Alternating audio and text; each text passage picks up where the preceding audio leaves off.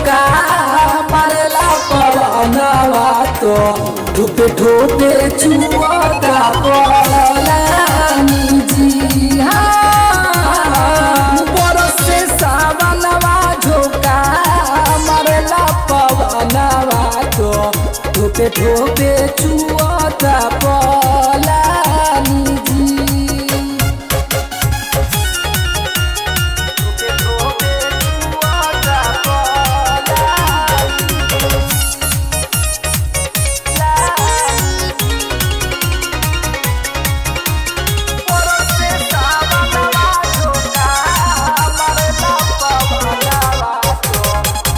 कहाँ रखी भंगिया कहवा रखी धतु राजू गीला गीला भइल बाजो बही आई पुराजू। कहाँ रखी भंगिया कहवा रखी धतु राजू गीला गीला भइल बाजो बही आई पुराजू।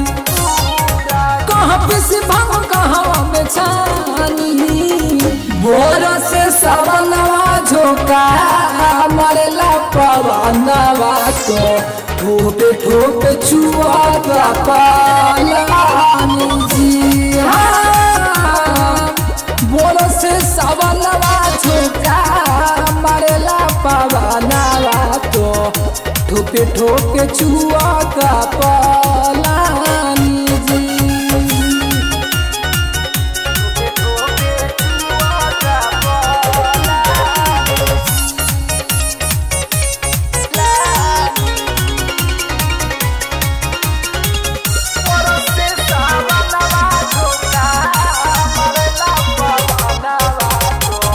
ऐसे ना अखिया के देखी लाल लाल जी और जी बारौरा से सुनी ना महाकाल जी।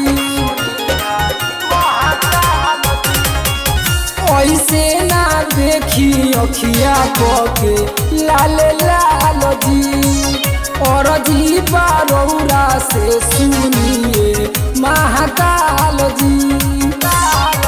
रखी अर्जुन चले दौड़ के पानी भोर से सवनवा झोंका मारेला पवनवा हो ठोपे ठोपे चुआता पलानी जी।